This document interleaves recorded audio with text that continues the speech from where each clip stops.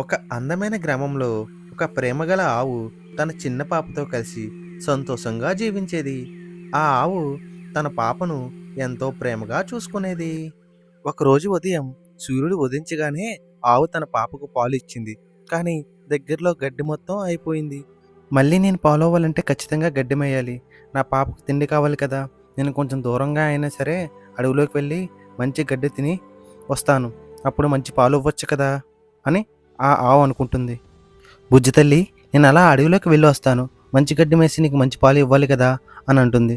అమ్మ, త్వరగా వెళ్ళి బేగా వచ్చేయమ్మా అని చెప్పి ఆ పిల్ల ఆవు అంటుంది.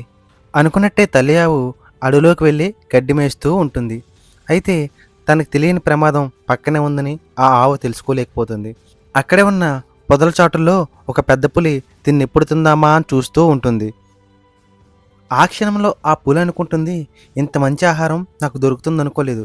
ఈరోజు ఎలాగైనా దీన్ని చంపి ఫుల్లుగా తిని కడుపు నింపుకోవాలి అని అనుకుంటుంది. పులి అనుకున్నట్టుగానే ఒక్కసారిగా ఆవు మీద దూకింది. వెంటనే ఆవు చాలా భయంతో పరిగెట్టడం స్టార్ట్ చేసింది. ఆవు కూడా చాలా బాధపడుతూ చాలా ఫాస్ట్గా పరిగెట్టింది. అయినా పులితో పరిగెట్టగలదా? కొంచెం దూరం వెళ్ళేసరికే ఆ పులికి ఆవు దొరికిపోయింది.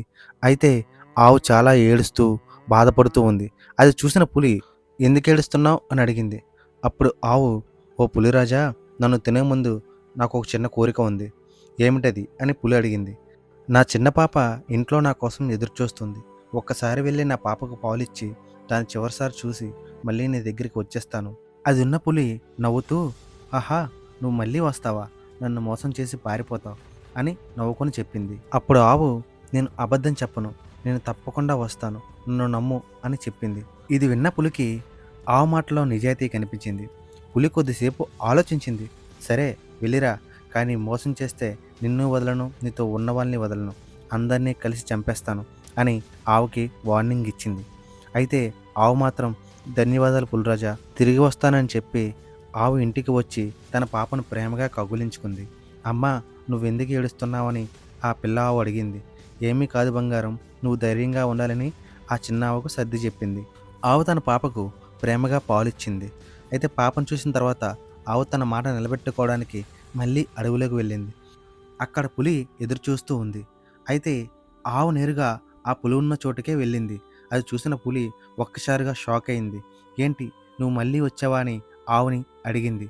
అప్పుడు ఆవు, నేను మాట తప్పను అని చెప్పింది. ఆవు నిజాయితీ చూసిన పులికి మనసు కరిగిపోయింది. పులి కళ్ళల్లో కన్నీళ్లు వచ్చాయి. ఇంత మంచితనం, ఇంత నిజాయితీ నేను ఎప్పుడూ చూడలేదు. పులి చాలా బాధపడింది. ఇలాంటి ఆవును నేను ఎలా తింటాను? నువ్వు నిజంగా గొప్పదానివి అని చెప్తూనే, నువ్వు ఇక్కడి నుంచి వెళ్ళిపో, నువ్వు నీ పాపతో సంతోషంగా జీవించు అని పులి బాధపడుతూ ఆవుకు చెప్పింది. ఆ రోజు నుంచి పులి ఎవరికి హాని చేయకుండా మంచిగా జీవించింది. ఆవు తన పాపతో ఆనందంగా జీవించింది. ఇక్కడ మోరల్ ఏంటంటే, నిజాయితీ ఎప్పుడూ గెలుస్తుంది. మంచి మనసు ఉన్నవారిని ప్రపంచం ఎప్పటికీ గౌరవిస్తుంది. ఫ్రెండ్స్, ఈ కథ మీకు నచ్చితే ఒక లైక్ చేయండి, 10 మందికి షేర్ చేయండి. Here, Yes, peace is wonderful. we live in harmony. Peace in nature.